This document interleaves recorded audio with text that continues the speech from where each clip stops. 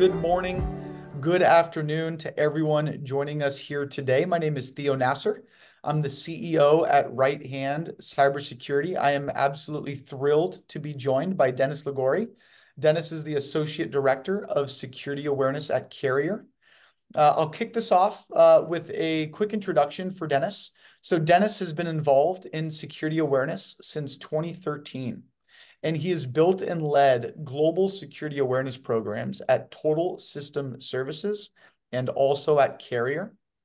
His areas of specialization include phishing simulations, gamification, digital transformation, AI best practices for businesses, and also user engagement. We're very excited to have Dennis with us today. Dennis, welcome. Thanks for joining. Thank you. I'm All glad to right. be here. Yeah, thanks for the opportunity. Absolutely. Absolutely. So let's go ahead and dive in. With today's topic on why organizations should rethink security awareness in 2024. Obviously, the title here, Dennis, it implies that security awareness has historically been an industry requiring change or a category requiring change Yes. or having and going through change. So maybe we'll start this by just kicking off by setting the stage. You've been in the industry now for over a decade. Yes. Could you maybe start by walking us through the evolution of your career? How did you get into security awareness, and what have you seen throughout your time in this Change. industry change? Yeah, absolutely. So my previous background was actually, my passion was always marketing, but I had a manufacturing background. I joined the Total System Services as a project, almost like a project director to manage projects. One of my first projects at that time, and they wanted someone from a non-IT background to work closely with the business. One of my first projects was actually working with the penetration testing team because back in the day, uh, pen testers would send these periodic phishing emails. The problem was they would send a HR-based email or something that would elicit a click rate of maybe 60%. Then they would get into trouble, then the simulations stop. These were exercises that were done in the background. Results were not really being shared externally, but due to the challenges, I was asked to kind of oversee the project because there was concerns from HR that the program wasn't managed. And back then, at least, security awareness, that piece, the phishing simulation piece was really not there. So it was coordinating with the, pen testing team. But then the other side of it was the annual training, that once a year trainings. I was working with the learning and development team. Very soon we decided to, I got interested in the field of combining what the penetration testers were doing and what the learning and development team. So we took on both responsibilities, which is kind of what security awareness is today, a combination of, it starts off with your compliance annual training, but really encompassing more training and the other piece of phishing simulations. And back then it was just starting, you send phishing simulation and you see what happens. For me, what really inspired me was the 2011 RSA data breach. RSA was, a security company. In fact, our company used to purchase the RAS tokens through RSA. And for those that are not aware, that the RSA data breach started because the attacker sent 5 phishing emails to 5 users. One user clicked on it and it was a 0-day, so it evaded every security tool that RSA had. And it cost the company over $61 million in 2011. So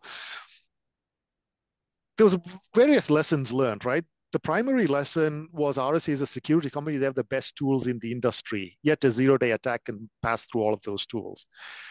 The other piece of it is why, the employee that clicked, what if the employee could have reported the email? Either or somebody else, one of those 5 could have reported, or this employee who clicked could have reported after they clicked. And any one of those actions could have saved $61 million. So the focus really came for me as we developed the program and as the industry evolved, is that there's a less of a focus on clicking, but more of a focus on the reporting aspect. So all of the training that we did is to encourage people to report these emails. And this was an industry trend. Other professionals realized the same thing, that there is value in emails that are being reported. So companies like your Cofens or your Proofpoints or other companies, they started seeing the value in emails reported by users, because these are emails being evaded by security tools, and it really fed into those intelligence products that we see today. So today we realize that there is value in emails that evade security tools. And so security was really changed into encouraging people to report incidents. And I think that's the biggest change. We've seen that evolution, and that's kind of our North Star, right? We focus on that reporting aspect, asking people to report it, but in the background, giving them the feedback. What happens when an email is reported? Can the security team take action? Dennis, it definitely resonates. But before starting Right Hand, when I was at FireEye Mandiant, Kevin Mandia, the CEO of Mandiant and FireEye, Yes, was always famous for saying a very consistent sentence. He would always say that security is all about accelerating the time from detection to response. And the faster that you can respond to an incident from when it's detected, the better your security posture will be. You'll be able to minimize and limit any damage being done. And so I think that's essentially what you're summarizing as well from what you saw back in 2011. It's, if we were able to detect that this phishing uh, email was received, and if a user had made a mistake, how quickly can we respond by reporting it, which would then trigger some type of triage or investigation by a security team. exactly. And the faster that can happen, perhaps it wouldn't have been such a significant incident. Um, Absolutely. so, you kind of hinted and alluded to this. Most people just today, when they think about security awareness historically, whether you're inside the security industry like us and our audience here today, or perhaps even outside of the security industry, you're just an everyday employee from a sales, marketing, HR, recruitment team, etc. Most people just think about security awareness as really being your training videos or some type of e-learning exercise, more like a compliance initiative. What is it, do you think, that is kind of driving this change? What is it about those Yeah. that aren't effective when it comes to behavior change and when it comes to metrics? Mhm. And then what are you seeing done in today's realm of security awareness and human risk management as we kind of move into 2024 and beyond, that makes it more effective to drive a positive security culture? Yeah, I mean, even back in the day of annual training, that many companies, it was pre-pandemic days. People are in the office, they're talking to others, they're not in front of the computer all the time. Then they realize, oh, okay, I have to take my annual training. Then they get on their computer and then they take their annual training. Even then, if you take training once a year, you don't always remember all of the points in that training because it's once a year. It was just done for that compliance check in the box. Fast forward to the days of the pandemic. I mean, a lot of people are in front of the computers, in front of their devices more than ever before. It creates strain to their eyes. People often multitask, and this makes the process of remembering what's in a training even harder. Back in the day, we were tasked on creating training that we try to make it engaging, but let's face it, budget, lack of creativity. There's only so interesting or so good that you can make a training. But on the other side, today we can recommend to our users, why focus on the training? Let's just tell them the latest. Every other show on Netflix or Amazon Prime or you're streaming involves some sort of cyber scam. I mean, there's plenty of TV shows out there or movies out there that deal with cybersecurity. The latest one that I saw was The $1 Billion Heist. If you haven't seen it, see it. It's about the Bangladesh bank heist, but we see the popularity, coming up, and I think that's also played a role in pivoting from those traditional, boring annual training into something that's more immersive. Like when people are working, you can have a fishing competition, you get a fishing simulation. Or when, like, I was traveling on the flight, I watched something on Netflix or Amazon Prime, watching those shows and kind of that immersive learning where you're actually learning while doing something else. And I think we're seeing that pivot so that people, should not expect to get on a computer and focus just on that annual training. Instead of that, having those discussions, watching shows, participating in some kind of gamification makes it more interesting and more engaging. And that helps people to remember. And what are some of the metrics as you kind of look into that more innovative or modern approach? If you're incorporating gamification, if you're incorporating other elements to a program to make it more Yeah. immersive, what are some of the metrics that you as a program implementer and leader, Yeah. what are some of the metrics that you look for? What are some of the metrics that your management, as you report up to the CISO and the CISO up to the board, how is this Yeah. looked at just from measuring KPIs and success? Yeah. Yeah. Yeah, so on a high level, you still have those traditional metrics of, what your click rate is, what your reporting rate is, and we have an additional metric called the resilience, which is the ratio of your reports to clicks. That resilience should always be above one. You want more people reporting than clicking, and that sheds a more that gives more comprehensive information versus the click rate. The click rate is not even a metric anymore because if I want a low click rate, I can send an email in another language, or I can send an email that is very easy to spot. So combining that with the reporting rate gives that resiliency. So that is another metric. Beyond that, one of the metrics that I feel is important is again uh, tied to the reporting rate, the number of real incidents reported by users. Here at Carrier, we're averaging, anywhere between 50 and 70 emails caught per day. By the time this webinar is over, 2 or 3 of our users would have caught a phishing email. That's how many, and this is just phishing. Encouraging users to report, we also track that metric. And we also award certificates each month for people that report a potential phishing email or potential incident. They do get a certificate, so they are rewarded. We also track user engagement. We have live training like what we're doing right now for our internal audience, which is rated. Our average rating last year was 97%. So we're trying to get to that 100% rating. And of course, the audience, our average audience is usually about 300 to 400. When we get guest speakers, it goes up to 700 people. So those are metrics we track on the user engagement. We also track how many our champions program, the enterprise defenders, it's like 6,000. We try and increase those numbers. But those are on a high level. We also get on a more granular level on how effective it is. One of the experiments that we do is we have a phishing competition, which has 11 rounds. Every day, participants get a phishing email every day. We found out a couple of interesting things on conducting daily phishing simulations. When you tell people that it's a competition, they're on the lookout for those emails. And they're on the lookout for the duration of the 2-week competition. What we found out on the competition was that after the competition stops, the people get into the habit of looking for those emails, and that continues after the competition. We've seen significant increases in emails reported. We lately tuned the competition so that we repeat the first round and the last round. It's exactly the same set of phishing exercises from different templates. And we saw increases of 400 to 600% improvement in the resiliency, which again, the ratio of the reports to clicks. So yeah, daily phishing competitions have been effective, and all those metrics are, presented as part of kind of those sub-level metrics, not to the board level, but to the effectiveness of the competitions. You mentioned enterprise defenders. Is that what you're referring to as like a champion program at Carrier?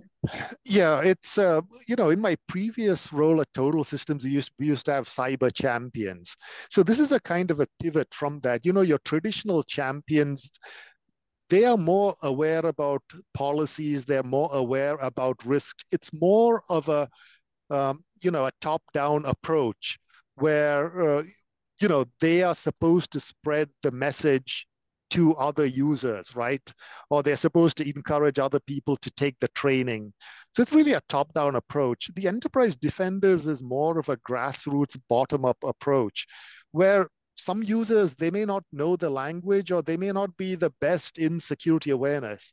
but their sole focus is encouraging people to report kind of the crowdsourcing, I call it the Waze model, right? The bottom up approach where you rely on users to report potential incidents. The key difference here is, for a top down approach, you don't really get champions clicking on links. But here on the bottom up approach, when we did the competition, we saw people posting, oh, I clicked on a link, I felt I let the team down. And then other people would be chiming in, don't worry, we reported it.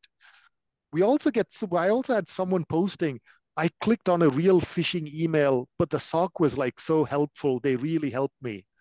And people are congratulating. And that's a powerful message, right? When someone acknowledges they clicked, but everyone is congratulating for reporting it and the SOC taking care of it. So your SOC is really providing customer service. They're not just here to protect, they are here to help you.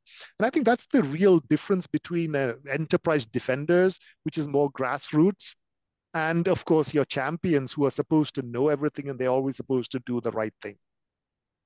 For folks on the call today, I'm sure there's a lot of interest around either building or expanding upon their champions program or similar to your enterprise defenders program at the foundational level of the organization. How do you identify who these people are? How do you recruit them? Could you share a little bit more around how you do this and how someone else could implement something similar?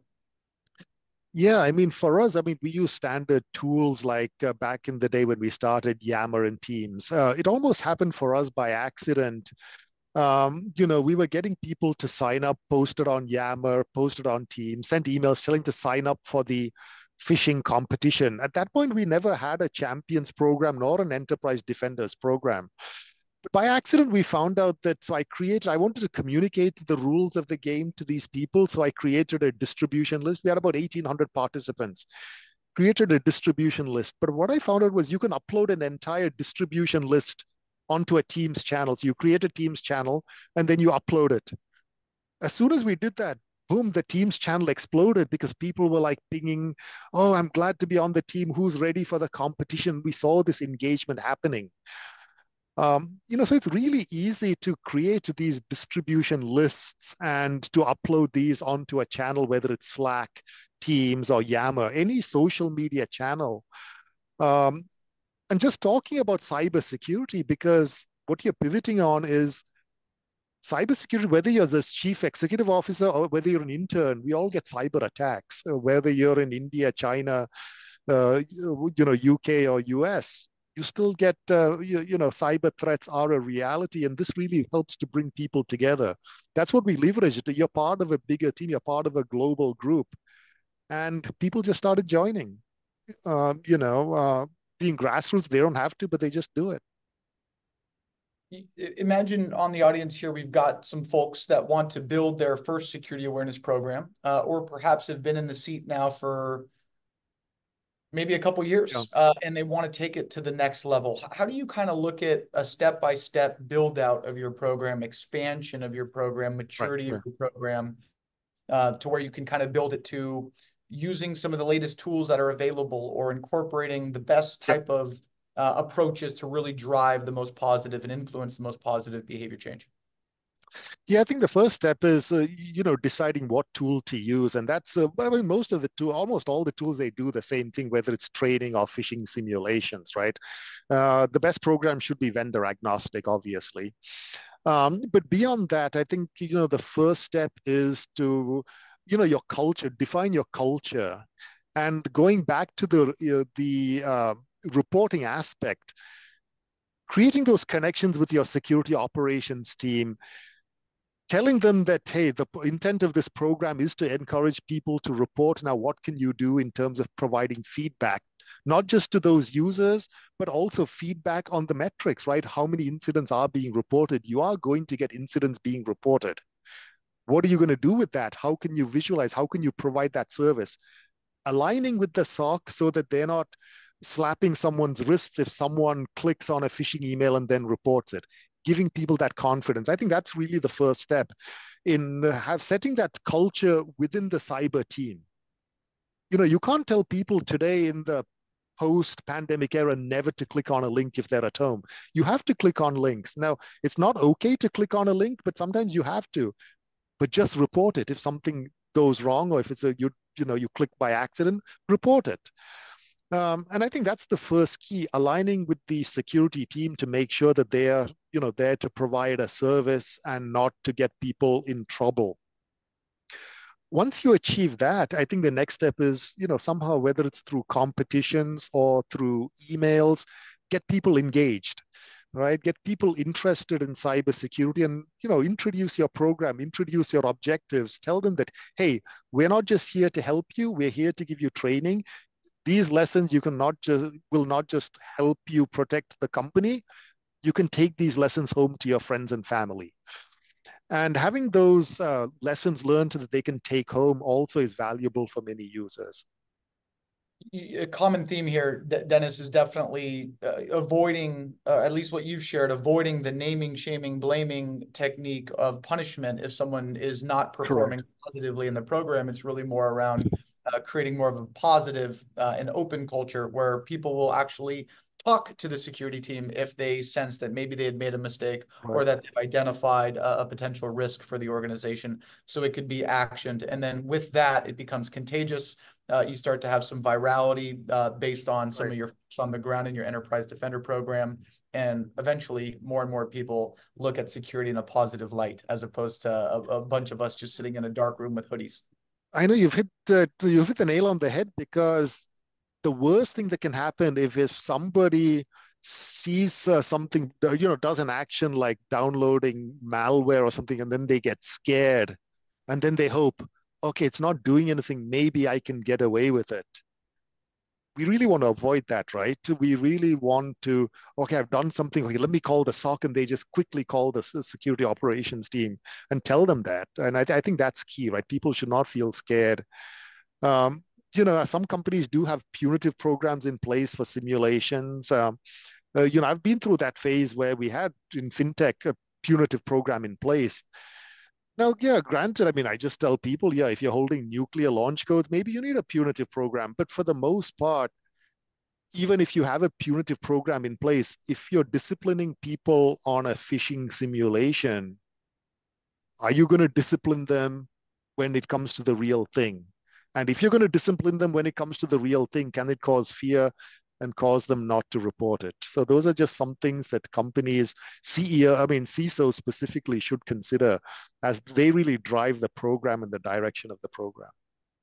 You've talked a lot about this collaboration with the Security Operations Center or the SOC, and with a lot of organizations that we talk to, a lot of security awareness teams, but just security awareness teams in general, we typically see an organizational hierarchy where the CISO will essentially divide their team into two buckets. And it's a little bit more complex than that, but two buckets, one being security operations and one being more Yeah, governance, risk, and compliance, with security awareness often sitting in that GRC bucket.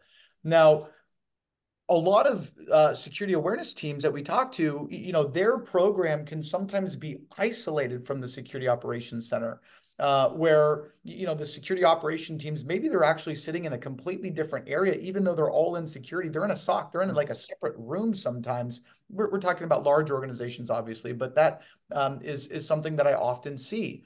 And so a lot of times these security awareness professionals want to work closer with the SOC. They want to understand what the security operations team is seeing on the front lines in regards to what types of attacks are inbound at the company. What are the biggest risks that the security analysts and the investigators and the incident responders have to actually respond to? And that's a mhm, lot of really valuable information and data that can yeah. be curated as part of this, as part of a security awareness program. How do you recommend a security awareness professional or a GRC team building that closer bond with the Security Operations Center? What are some Yeah, techniques or approaches or ways to communicate with the SOC to yeah. really foster a closer collaboration? Yeah, so I think when we look at the evolution of the SOC, we've seen next generation departments like threat intelligence and hunt, which their role is to proactively find out those threats. One of the things that any security operations professional should have is confidence. The confidence to tell the SOC that you are going to get an increase in potential incidents or suspicious activities. It's up to you whether you use tools or whether you have a team to filter out the noise, the kind of that noise reduction. But the emails when a phishing email is evade security tools, that has tremendous value to teams like threat intelligence and hunt because it gives them actionable intelligence because these are the latest strains of malware. These are your zero-day attacks. These are your supply chain attacks that normally, if in the case of carrier, if one of carrier's vendors gets compromised and then they send an email, it's often the user that can know that there's something wrong in the language or why is this vendor asking me to change the accounting information? I mean, there's no attachment, there's nothing. Tools won't catch that. But the user can contact that person. Hey, did you send this email? You know, and that has value for the security operations team because some of the hardest attacks are those that evade security tools, similar to the RSA breach. And it's just making the SOC and the threat intelligence hunt team understand that. So they should look at these emails that are being reported, seeing what the email does, and take action. Just having that conversation, Dennis, it goes such a far way. We always encourage Yeah. a lot of the folks that we talk to. It's ask the security operation team, just asking them, well, like, what are the most common indicators of compromises or IOCs that you have to investigate? What are the most common types of alerts that you see being generated into the various security operation tools that you've deployed across the enterprise? Just by asking the SOC those questions and then receiving some type of answer and letting them know that you're going to incorporate whatever they share with you into the security awareness program, which in turn, if done effectively, would Yep. make the SOC team's job easier. That's what's so Yep. powerful in a human risk program. It's when you're able to tie those, really connect those two organizations that sit kind of side by side, not necessarily under that same exact roof or same set of KPIs, when they are married and tied together at the hip, it really can drive a stronger security posture. And that is something any CISO, any top or head of security, I'm sure would Yeah. be extremely passionate about because ultimately that helps them and their company too. And the other aspect is you don't even have to tell them that the results will speak for themselves. If you follow those actions, as long as you're not spending tremendous amounts of money, crowdsourcing security, the Waze model is not expensive. It's just getting people engaged. But when people start reporting incidents, it starts becoming the pulse of how well your security tools are working. We actually make decisions based on suddenly we see a rise in incidents or an increase in credential phishing. That makes us look at our tools, reevaluate our stack, and provide that justification. Hey, what's going on? It could be a misconfiguration. It could be changes that have to be made. We're actually able to make changes to our tool based on the number of attacks that are evading tools. Absolutely. That's really, really good, tangible feedback there, Dennis. Time has flown by. We are It just has. seconds away from being at the bottom of the hour already. I just want to say, Dennis, thank you so much. You shared some really relevant Yeah. information. We have a number of practitioners and security leaders on today's webinar, and I'm sure all of them gained a lot of valuable insights from you. To our Thank you. audience, thank you guys all very much for joining. Obviously, we keep these to 30 minutes. We try to make them really crisp, really punchy. We didn't have a chance to even ask. I'm realizing I didn't even have a chance to Yeah. ask about questions. But what I would encourage you all to do is if you do have any questions, you can reach out to me directly or Dennis. Maybe the easiest way I think would just be LinkedIn. Um, Yes. and if you have anything that you want us to follow up with you on, we'll get back to you as soon as we possibly can. We do hope here at Right Hand Cybersecurity to continue launching these webinar series on a monthly basis. We'll be focusing on all different types of information, ranging from things that are covered on the front lines from security practitioners and professionals every single day. And that's really what we want to highlight from various subject matter experts in the security community joining us here in this monthly webinar series. So with that, we'll officially conclude and close today's webinar. Dennis, once again, thank you. And we look forward Yeah. to seeing you all and talking to you all again soon. Take care, everybody. Thank you. Thank you.